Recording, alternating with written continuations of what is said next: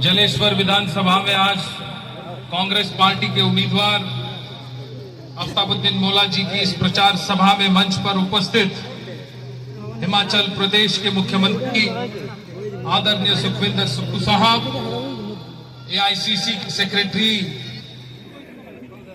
भाई कन्हैया कुमार जी, मंच पर उपस्थित पीसीसी से आए हुए हमारे भाई प्रत्युत भुइया, यहाँ के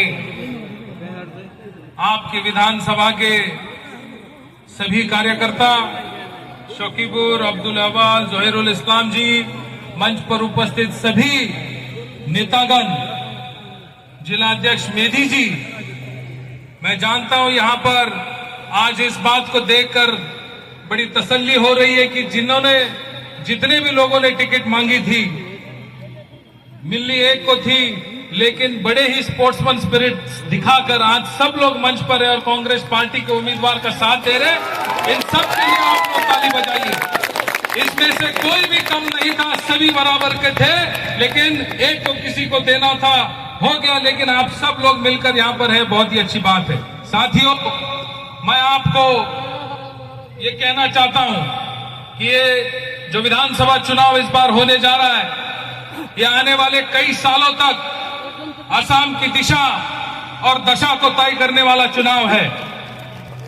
इस चुनाव में आपने देखा है कि आपके प्रदेश के मुख्यमंत्री आए दिन उल्टे पुल्टे बयान देते रहते हैं। उन्होंने विकास के नाम पर भ्रष्टाचार किया है, दिखाने के लिए, अपना काम बताने के लिए कुछ नहीं है, इसलिए मुसलमानों के खिलाफ आए दिन बात करते रहते हैं। कभी कहेंगे इनके हाथ तोड़ेंगे, कभी कहेंगे इनकी कमर तोड़ देंगे। अरे भाई, क्यों कर रहे हो ये ऐसा? हिंदुस्तान के संविधान ने जिस इतने ऊंचे पद पर किसी बैठे हुए आदमी ने आज तक हिंदुस्तान के इतिहास में इतनी घटिया बातें कभी कही नहीं है, जो बातें आपके मुख्यमंत्री करते आ रहे हैं। हर बार जब योजना चलाएंगे, उन योजनाओं में योजना देते वक्त भी ये देखा जाता है कि वो इंसान, वो व्यक्ति कौन सी जाति का है, कौन सी धर्म का है। इतना नीच काम ये आपके मुख्यमंत्री करते हैं। और मैं आपसे पूछना चाहता हूं कि आने वाले दिनों में क्या आप चाहेंगे कि ये हेमंत बिस्वा शर्मा फिर से मुख्यमंत्री बने, बीजेपी की सरकार बने? चाहेंगे क्या?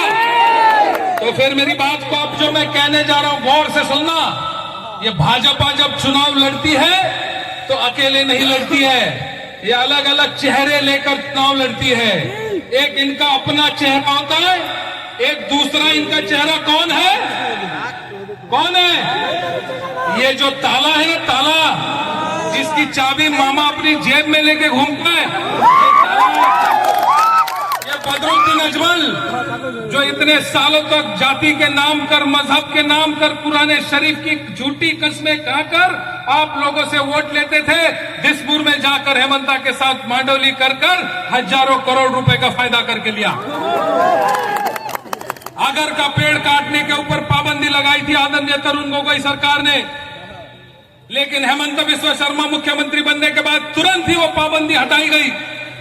आगर का पेड़ किस चीज में इस्तेमाल होता है, मुझसे ज्यादा आप लोगों को ज्यादा मालूम है कि नहीं मालूम? इत्तर में और ऊद में इस्तेमाल होता है आगर का पेड़।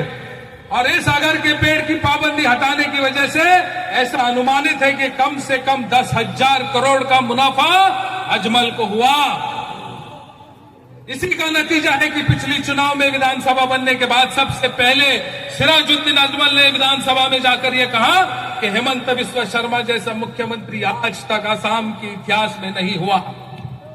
ये ऐसी बातें करने वाली ये यूडीएफ, ऐसे यूडीएफ पार्टी के उम्मीदवार को यदि आप यहां से आकर उसको वोट दोगे तो ये समझ लेना कि ये सीधा बीजेपी को वोट है। मेरी बात को आप समझ रहे ना? यूडीएफ को वोट मतलब किसको वोट?